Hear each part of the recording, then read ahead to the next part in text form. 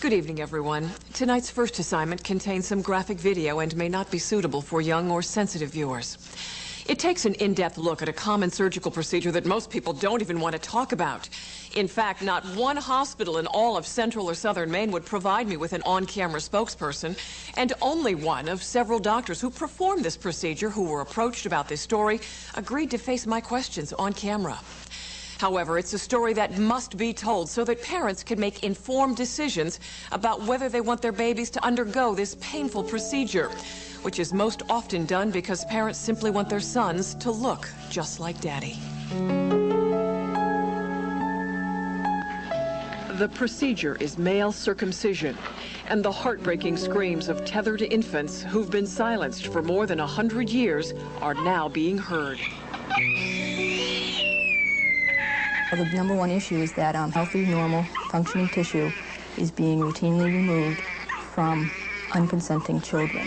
The point is that it's altering this boy for life, and for no medical reason at all. Suzanne Cook of Monmouth is the founder of the Maine chapter of No Circ, a national anti-circumcision group committed to raising public awareness about the truth behind an unnecessary surgery that happens 1 million times a year in this country. And the truth is, there is no medical evidence that exists today to support widespread routine male circumcision. Even those who perform this controversial surgery agree, including Lewiston's Dr. Susan Thomas, who has circumcised approximately 120 local infants. And I do talk to parents about the fact that it's not medically necessary, and if they choose to go ahead with it, that I don't want to put them in the position of having to seek another provider. Most parents have no idea what really happens during a circumcision. It is not a simple snip or a tuck. The infant's arms and legs are strapped to a board like this, and his genitals are scrubbed and prepared for surgery.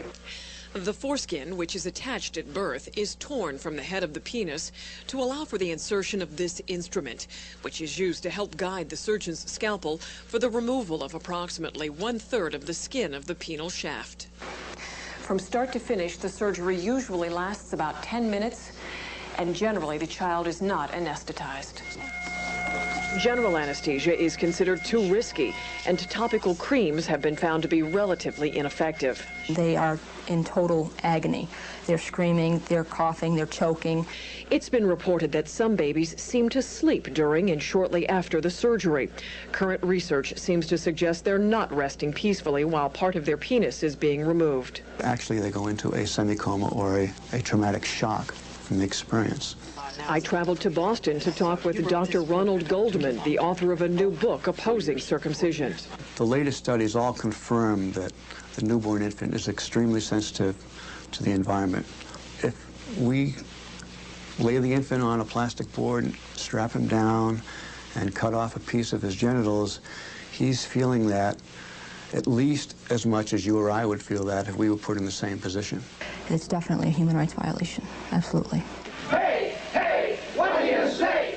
We don't do our boys that way. Protests are not uncommon on the West Coast, where many agree that the child's human rights are being violated. Men, human males, are the only mammal where this is supposedly necessary.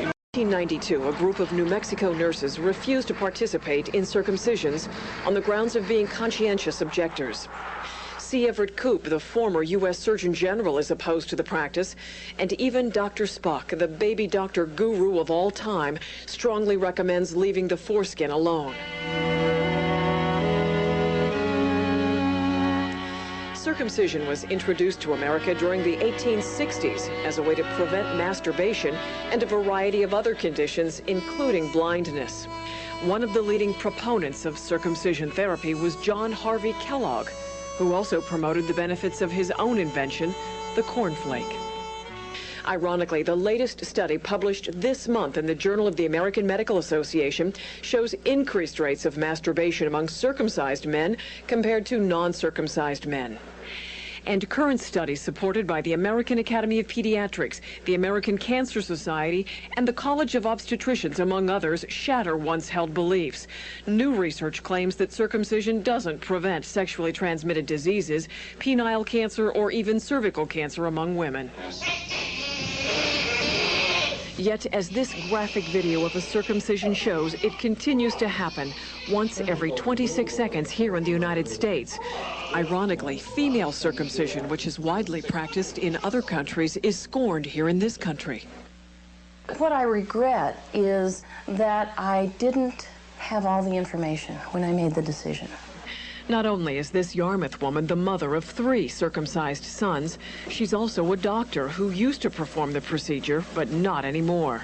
Because it's not consistent with the way I believe that newborn babies should be taken care of. 69% of Maine-born boys are cut. That's higher than the national average of 60%. Wanted to make sure Shelley Webster of Poland had her son circumcised because she, like millions of other parents, wanted him to look just like Daddy. After watching the video, talking with the nurses at St. Mary's Hospital and the doctor, we decided to go ahead with the procedure. It is such an emotional topic, and people have so many very emotional reasons for either doing it or not doing it, that I find that I'm not particularly successful in bringing logic to bear on this issue. Would you acknowledge that there is physical harm to the child, that the child is feeling some kind of pain during the procedure? Oh, no question. Nobody questions that. If you know the baby feels pain, and you know there's no really strong evidence to suggest that it's medically necessary, what about your personal code of ethics, your professional code of ethics that says first do no harm?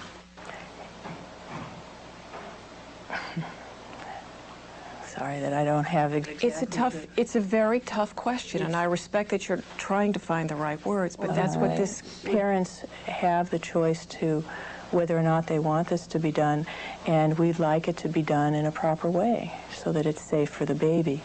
I don't know that they took an oath to serve as agents for a social custom, and yet that's exactly what they're doing when they perform medically unnecessary operations on unconsenting children. I would like to see them put their scalpels down. We haven't found the courage yet to admit that we've made a very serious mistake. Those who support the procedure would like to see more studies done. Those who oppose circumcision say what really needs to be studied is the motivation behind those who do it.